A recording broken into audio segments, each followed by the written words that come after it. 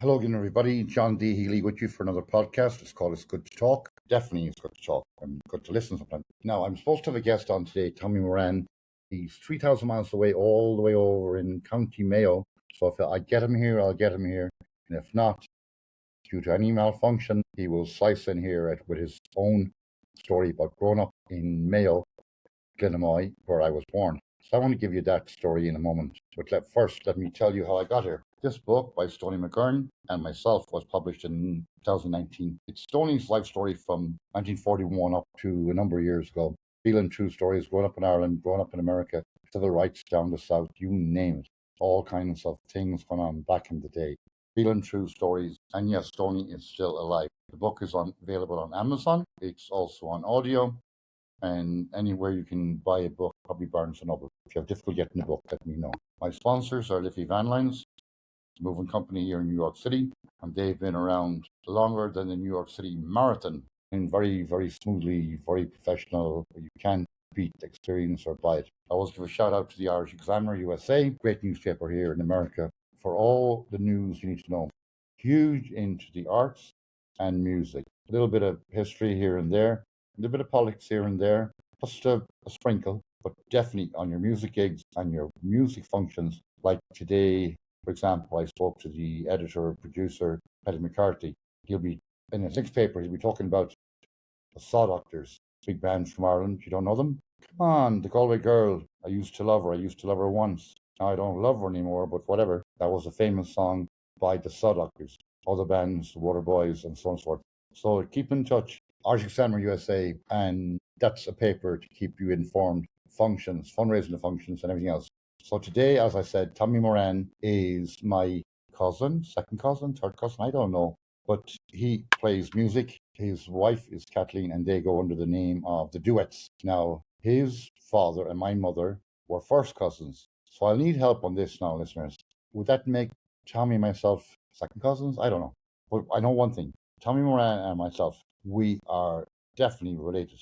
He's a handsome young man. He's very intelligent and modest. And many of my listeners tell me that usually I get half what I tell you right, and then they're dubious about the other half. You know what? If I get half of this right, I think I'm doing good. So now let me bring you on a trip, okay? Let's go on the trip. I'm going to bring you to County Mayo in Ireland, all the way to Glenoe, where I was actually born. And Tommy Moran, cousin, second cousin, whatever, he was born in Glenoe too, across the river. We don't have boundaries. We have bridges, not rivers. Well, the river is Glenoe. So Tommy Moran is a singer, and he will be writing songs and all that, and they do perform a lot. So I hope to have him on maybe at the end of the snippet here. But let me give you Glenoe and the location. You go into County Mayo in Ireland, of course, which is 3,000 miles away, as I said, and capital town is Castlebar, where all the politics and the organising of Mayo County Council and so on and so forth, and they kind of do their work, okay? Like I had Jerry Coyle on here, he was a Mayo County Councillor. I had a county councillor on from Sligo, Boyle, neighbouring counties, similar type of stuff. They go to county council meetings and they deal with what needs to be done in county. Usual, education, housing. Potholes are huge. I don't mean they're huge. They're a huge topic, okay? Because potholes are potholes. No, that's Castlebar. Let's move on to Castlebar. Leaving Castlebar, going down the road to past Pontoon into Ballina. Ballina is a market town. Always was traditionally. That's where you brought your cattle and cows out to be sold. You bought your produce back. You went to the local drapery, the shoe store, and so forth. And it was like a trading town. The River Moy is there, of course. Big festivals go on every year, and one recently was the Salmon Festival in Ballina. Huge. The river itself, the River Moy, is known for salmon. Jack Charlton was a huge, well, come on, World Cup soccer at the time, but big fan of Ballina for fishing, among others. You could cast a fishing rod from any place in Ballina and catch a few salmon on that river, the River Moy.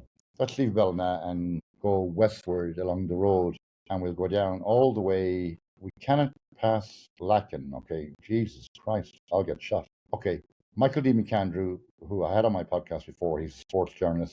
He was on here. Him and his good wife, Nullick, opened a bar recently in Lacken, and that's very close to the ocean. Walking distance, really and truly. Scenery is beautiful, and that bar is called Bessie's. Now, the problem with Bessie's is, if there is a problem with any bar, is when you go in, you kind of can't get out, It's like a roach motel.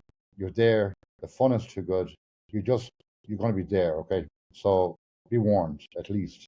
That message should come with a health warning. If you stop here, you may not leave. Then move on from there and go down through Killala town. Killala, I did a thesis on that when I was a very young student. And Killala is a small, small town. Famous? Yes. Who landed there? The French. The French? Why did they land there? You're asking me, did they get lost? No, not exactly. Killala Bay, it's a fishing bay too. And they landed there, I think, in 1898. 1898, and that was for the French were led by General Humbert, and he came over to help us fight who else? Fight the British. And in my days, which is not that long ago, of course, we had Humbert schools there, Humbert schools. My good friend Sean Golden was one of the organisers. John Hume was speaker there, and John Cooney was speaker there, among others. Sean Golden, by the way, named this podcast It's Good to Talk. Why do you call it It's Good to Talk? Because Sean Golden and myself, we solved problems, communication by talking. Okay, I have to move along here or we'll miss Glenoe. So continue on and we go to another sleepy little town, Ballycastle. At one time it had 19 bars. Every second door was a pub. But that was pretty commonplace in Ireland at the time. Bars were pretty common, go in here, go in there. I mean, young guys, if you're listening, it was great for a pub crawl. I mean, you could have a pint here, a pint there, a pint here, a pint there. Yeah. Okay, let's leave Ballycastle and move on. And now we're getting close to the Cage of Fields. Remember my podcast with Seamus Caulfield, Professor Seamus Caulfield? Cage of Fields. Yes, we have to stop at the Cage of Fields.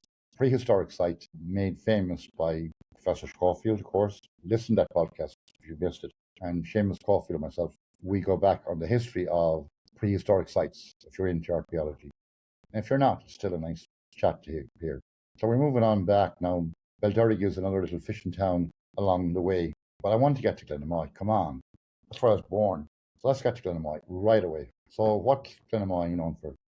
Population probably less than 300. It's like any kind of rural village in Ireland, more or less, but it's more interesting. There was a battle in Glenoe, I think, in 1922. And yes, I did a podcast on that with Philip Irwin and my historian colleague here, Ryan Layden, and we explained the difference between the two sides on that Civil War battle.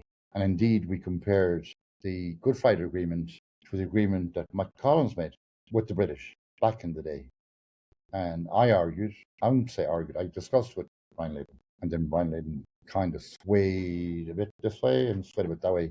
I think he agreed that the agreement that Michael Collins made with the British at the time was just as good as the Good Friday Agreement, except it didn't have the backing of, I guess, a little more support, You know how you need that sometimes, a little more backing. And of course, when he went back, De Valera at the time was on the other side. De Valera was known as the Spanish onion in the Irish stew. He was born here in Lenox Hill Hospital. So basically he was USA citizen. And when everyone else was shot in Kilmainham jail, that half-blind guy got exempted because he had an American passport. Of course, he went on to be the president of Ireland. They would bring him out to football games like Armagh versus Galway, as if he could see them. And he, in my opinion, caused a lot of trouble, but yet the greed for power and politics. And he was the leader of Fianna Fáil. And I will have Brian Layden back on here to talk about Fianna Fáil, Fine Gael, and Sinn Féin. That's a whole different podcast. I don't want to distract myself, or I'll get totally. I'll forget what day of the week it is. So Glenoe, I know I brought you to Glenoe. What's in Glenoe? Well, it's a beautiful river first and foremost. It goes down the Glen. The river itself is very, very interesting, as a lot of rivers are, depending on low flood, high flood, and so forth. My cousin Tommy Moran, who will be on here at some point, with music, he lived the other side of the river, and I live this side of the river. So basically, my father had to wade across the river to find my mother, his wife, my mother, and they had 10 children. So the water must have been good. Well, it helped back in the day. There was no black and white television. There was no television. They didn't know what condoms were. Lucky me, I could be stuck in a condom. Anyways, no television, no condoms. A lot of babies were produced. The Irish mothers were big on baby boys, because they thought baby boys good for farming, good for whatever. And if they were inclining, a little bit kind of gay, maybe, even though they didn't know what it was. They'd send them off to Maynooth College to become a priest. And if they became a priest, that was like, Holy Mary, Mother of Jesus, we have a priest in the family. Well, I didn't get that calling, okay? Anyways, but yet I was a good young man growing up in Glenoe. So let's talk more. The school in Glenoe was built by my grandfather. I never met him. Stonemason. School was built in 1895. And I believe he built a lot of other schools and churches and bridges. Come to one of those in a second. And everything was stonemason. It's not easy. It's tough work. You have to chisel the fucking stones and make them sit the right way.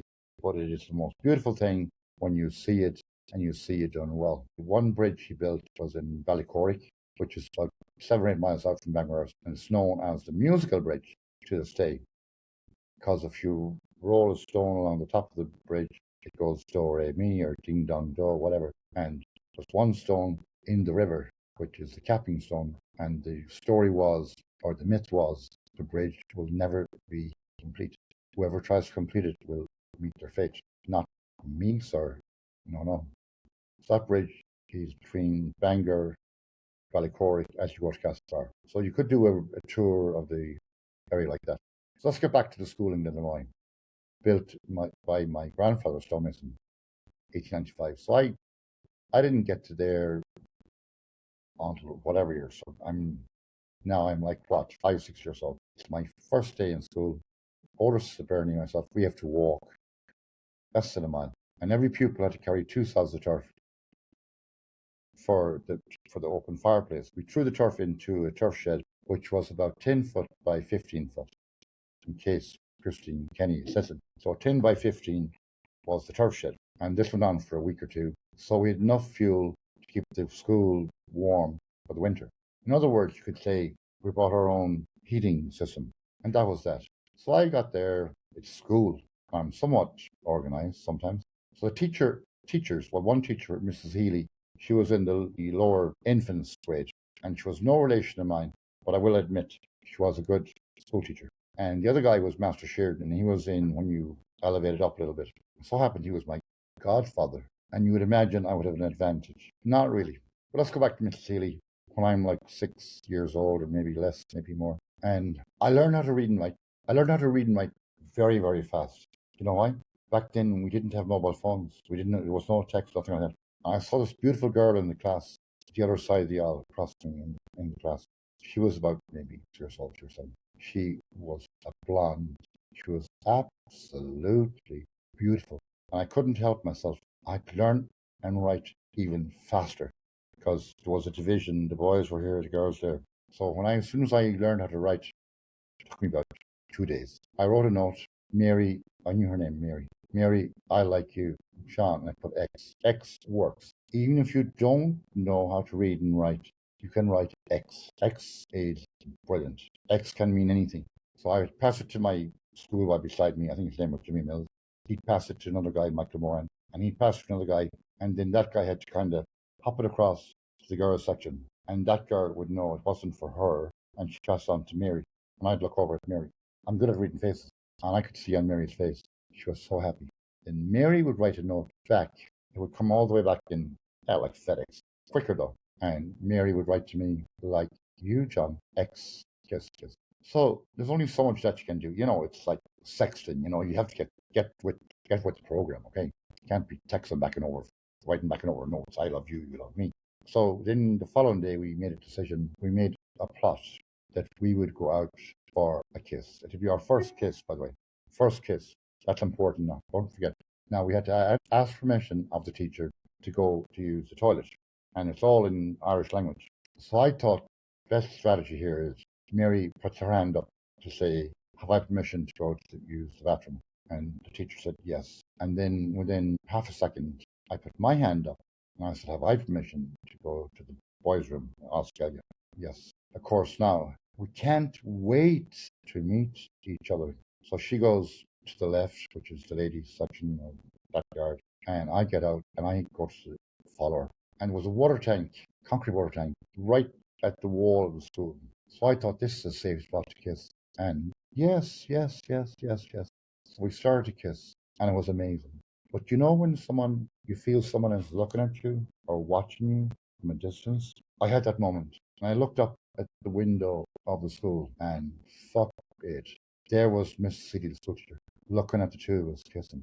Well, we panicked, we froze. The moment was completely destroyed. And we both kind of ran back in. I played strategy. I said, you better go back first, then. Maybe I went first. And I came back in as if nothing had ever happened. Always play innocent where possible. And Mary played innocent too. When we sat down, the other pupils are like, her side, or you can hear them saying, how was it? And my lads are, how was it? I mean, lucky the National Enquirer wasn't there. Come on. And in fairness to Mrs. Healy, the school teacher, she continued on doing her teaching skills and whatever else. And then months later, we regrouped, rekindled, and a little courtship went on. We got to be teenagers. But more on a more serious note, it was coming up then to the time for a contrast, First Holy Communion, because of the religion. And the First Holy Communion was really, really strict. Now, forget the kiss. Now we get serious. The teaching for the First Holy Communion went on for what seemed weeks at least. And a priest would come in once a week to ask questions the teacher was supposed to teach us on. The catechism, which to me at the time looked like it was printed in China, it was a small little notebook and it had the Ten Commandments, which I broke a few already, didn't I?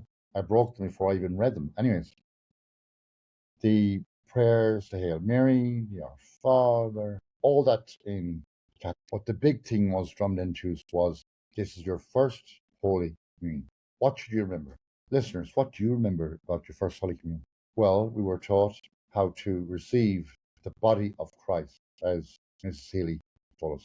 The body of Christ. And she taught us all, girls and boys, how to open your mouth and stick your tongue out. And as soon as the priest says, body of Christ, that's when you stick your tongue out and you swallow back the body of Christ. Well, receive it back. This went on for weeks. Okay, the big day came. Thank you for your marriage or whatever. The big moment came, and I figure we're ready. Come on, we're training. It's like any training. We're ready, and we're trained to body of Christ. I mean, so it happens. Communion happens. And one of my mates, my school buddies, he nudged me to look over to the girls. And we see another girl, not Mary, not my Mary, Mary McGrath, not my Mary McGrath, not her, not the little blonde one. The girl beside her must have had a whoopsie. When she received the body of Christ stuck to the roof of her mouth. What would you do? Body of Christ stuck to the roof of your mouth. So the poor child she stuck one finger, two fingers in to try and body of Christ. Nothing wrong with that, except who was watching? Mrs. Healy again, the teacher. That woman had eyes everywhere. And she saw this poor girl trying to remove the body of Christ from the roof of her mouth. We all kept cool, but we knew not good. So when the Mass was over and everything looked pretty good, well, not for that girl. We saw the teacher bring her up beside the church, and she beat the head off her. And if that didn't remove the body of Christ from the roof of her mouth, nothing will. That was part of growing up in a school in Glenoe. So we moved on from Miss Healy's room out to the next room, which was the higher Master Shim. And he was a good teacher too, but they all could go crazy, you know. He used to go on vacation in France, south of France, during the summer. And when he came back, he was so programmed on French, which wasn't on our curriculum, that he taught us French. Well, it was a good sidekick, I guess. And he was very good at teaching mathematics, his own system of teaching, which was good. But when he went crazy, he went crazy. I have a perforated ear. My ear is in worse condition than Donald Trump. He punched me on the ear one day for just laughing on a serious offense. So he was trying to teach another section of the classroom, and my giggling, so he hit me with his fist, bursted my eardrum, with the result was that I was leaking wax for about 5 days. My parents at the time, well, any parents, they didn't pay much notice, but eventually, when I was making enough wax to make candles for the church in Glenoe, they decided to send me to the local doctor. His name was Dr. Kilcoyne. And I got there with all the wax down to my shoulder. Not a pretty sight. And I got there and I saw the doctor, Kilcoyne, and he was wearing a hearing aid, which looked like something like a flotation device if you fell in the fucking swimming pool. And I thought, I'm screwed. If I'm going to have to wear this thing for the rest of my life, it'll be like a fucking satellite dish. I'll be hearing the sounds and noises that I never heard before. Anyways, He gave me some antibiotics and the ear healed up, but the perforation is still there. Now, you're into the science and medical. The advantage of a perforated ear is when you're flying and you hit air pockets, turbulence, and air pressure, the ear with the hole in it doesn't have that problem because it's a hole in it.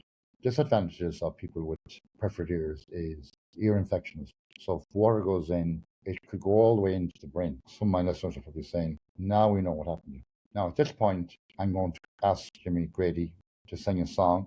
Jimmy has been requested many, many, many times. I know he was on vacation in Ireland, but a lot of requests are coming in for Caledonia.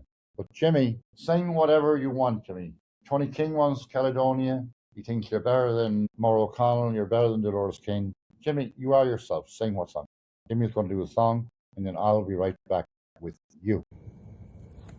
Oh, the little boats are gone from the breast of Anna-Liffey. The ferrymen are stranded on the quay. Sure, the Dublin docks are dying and the way of life is gone. And Molly, it was part of you and me. Where the strawberry bed swept down to the Liffey, you kissed away the worries from my brow. I love you well today, and I love you more tomorrow. If you ever love me, Molly, love me now. Sure, the Liffey ferry made a man of me. Now it's gone without a whisper, half forgotten even now. And it's over, Molly, over, can't you see?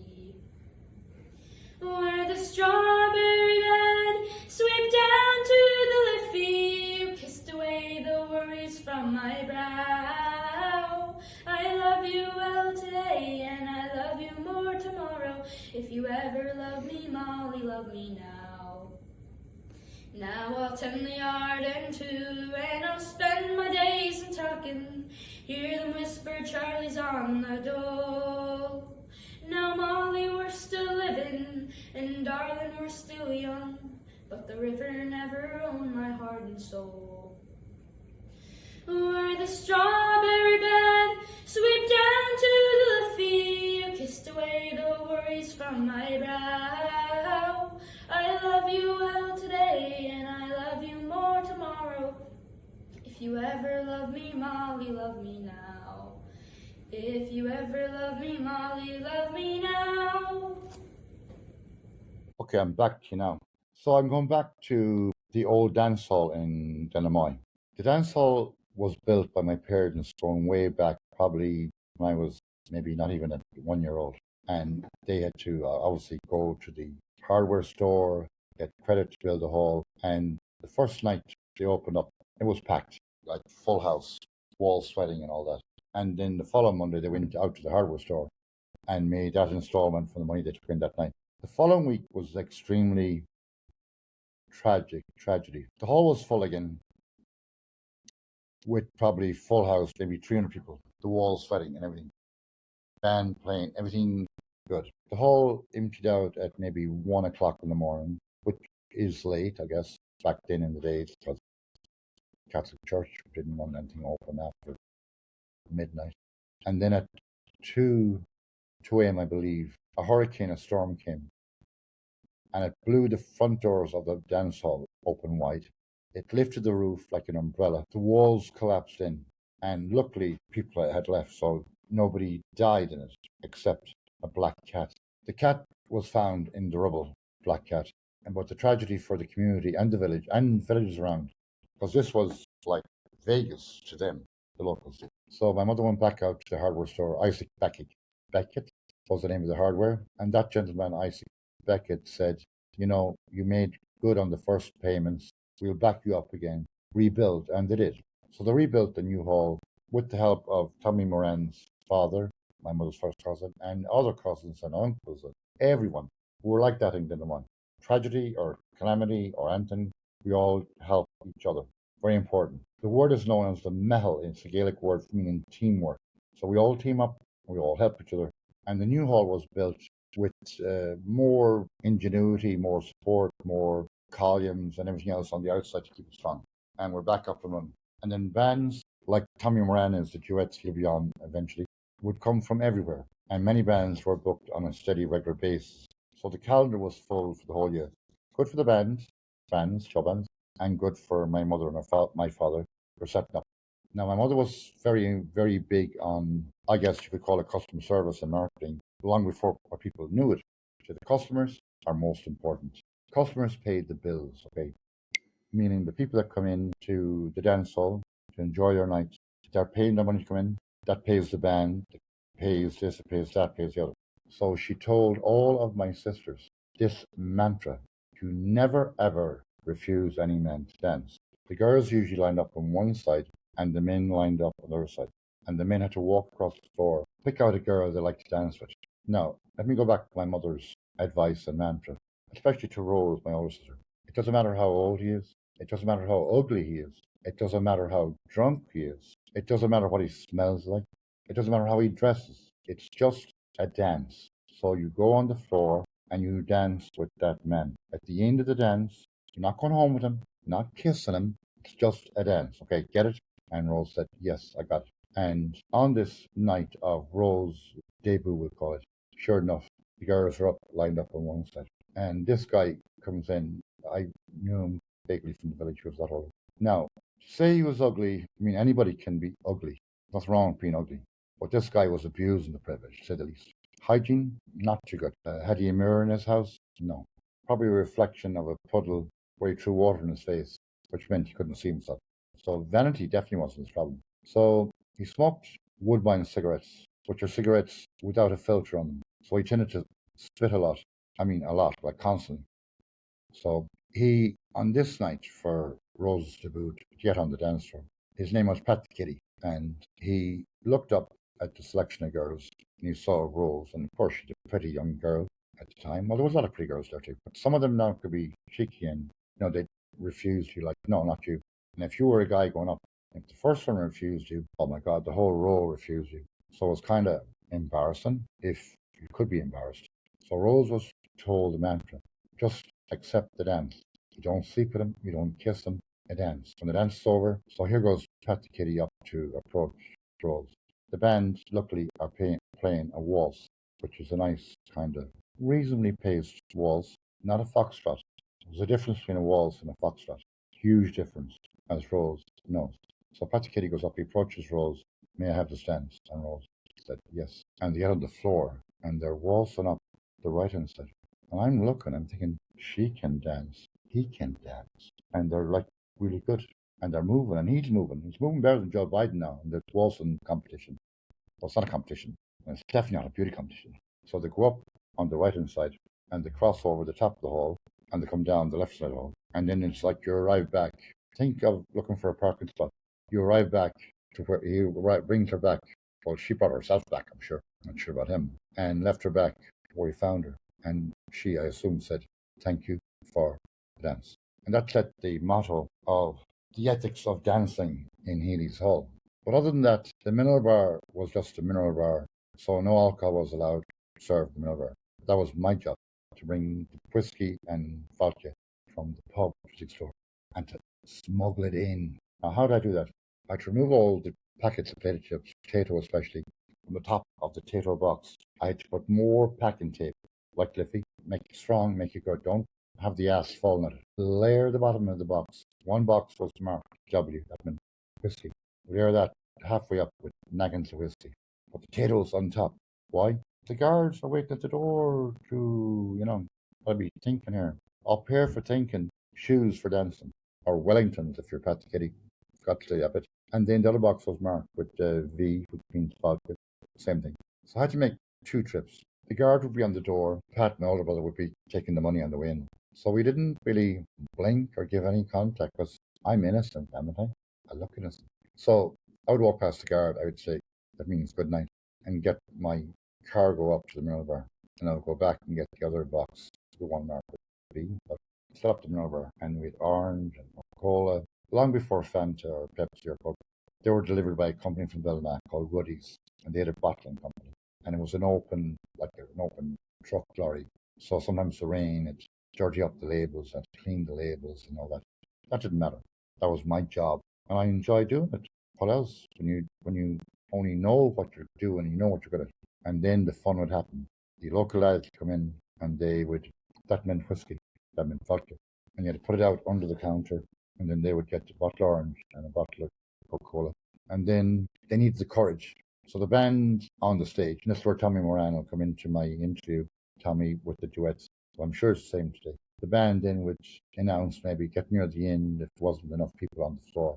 It's the last set of the night, meaning it's the last dances of the night, which usually meant to be a few dances. So the guys would get more courage, and they'd go out, and just like my sister Rose and Patsy Kitty, someone would bounce across the floor and find his lady and bring her in the drink, and maybe they'd share a drink.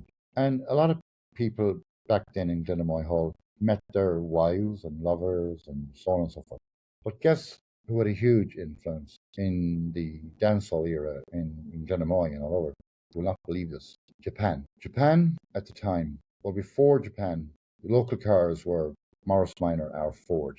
Morris Minor made in the UK, Ford built in America at the time. Now those cars were strong and they were good enough in a one way, but they didn't have what I often call in my marketing topics the USP, the unique selling point. What had a Toyota and a Datsun or Mitsubishi have that those cars didn't have? And why it became relevant in the whole world of romance? You probably got it. Reclining seats. When cars came in like Datsun, Toyota, Mitsubishi, that had reclining seats, the whole world of romance changed. Now you could meet your girl with your whiskey and Coca-Cola or vodka, and now you had a place for courtship right outside in the car park, in the privacy of your Toyota. Seats recline, you put the radio on, or if you can hear the band from inside, all the better. The windows get fogged up because it's cold outside, it's warm inside. And as we say in a lot of stories, you can only imagine the rest. Well, if you can't imagine the rest, the side effect was it led to a lot of marriages. Of course, because if a girl got pregnant, she had to marry you. So it was like, I don't know, it's the opposite to a catch-22, isn't it? Or catch something anyway. Well, you're having fun. So that was Japan's influence on the world of romance in Glenoe. So when Tommy Moran is back here, which he will be soon, if not today, another day, to talk about his trips, I know he tours England, Kilburn, and the Crown and Cricklewood, some other places I'm very familiar with. He tours in Northern Ireland. He tours a lot plays in Bessie's Bar, Michael Deed's Bar in Lacken, and of course plays in Healy Hall in Glenoe. Now, songs that were written about Glenoe itself, like poetry and folklore and all that. So one of the famous songs is The Fair of Glenoe, which, because there used to be a fair in Glenoe too, like a fair day, market day. And that song is about a guy driving his cow to the fair to sell her. It's actually very well written. And again, I don't know who wrote it. Somebody from maybe the Bilderic side, maybe a distant cousin again, who knows. And The Fair of Glenoe I won't sing it for you. I'll wait for Tommy to be here. And it's like a cheerful, jolly song because the guy is happy. What makes him more happy is when he gets to the fair and he sells the cow, and it rhymes, poetic justice. And then he goes to dance in Healy's Hall. And when he gets to dance, he picks up a girl. In other words, if he didn't sell the cow, he wouldn't get the girl. How about that? Glenoe for fishing, Glenoe for dancing, and Glenoe for pretty girls. I guess. So, Tommy Moran, I look forward to when you'll be on to pick up where I left off with the walls sweating and more songs and stories from beautiful Glenoe, by the way. It is a beautiful part of Mayo. I did forget one thing. The Mayo Society of New York are doing a fundraising event for a girl from Glenoe, Margaret Dean. Margaret has a rare disability disease which requires a lot of money, and they're doing a big fundraising event. And I do have popcorn store open, so we'll put that up for you. And you can buy popcorn, and that half that money will go towards the fundraising event for Margaret Dean from Glenoe, very close to where Tommy Moran is from. The Mayo Society are doing another event, and that's spearheaded by Francis McLaughlin. And Francis McLaughlin is Betty McLaughlin's son. I've mentioned, I think, that before. And they're doing for the All-Ireland football final, which is the last Sunday in July. So if you give $100 for a football pool box, you're in to win. And half the overall proceedings will go to this very, very worthy cause for Margaret Dean. So you can reach out to the Mayo Society of New York. Kieran McAndrew is the president, and Maureen Gibbons is the vice president, and they will set you up with your lucky number in a box. So good luck. I sign out in my native language, song, a while I was song before. I was told goodbye. So now we'll have the music from Europe. Thank you. Bye. See you next time.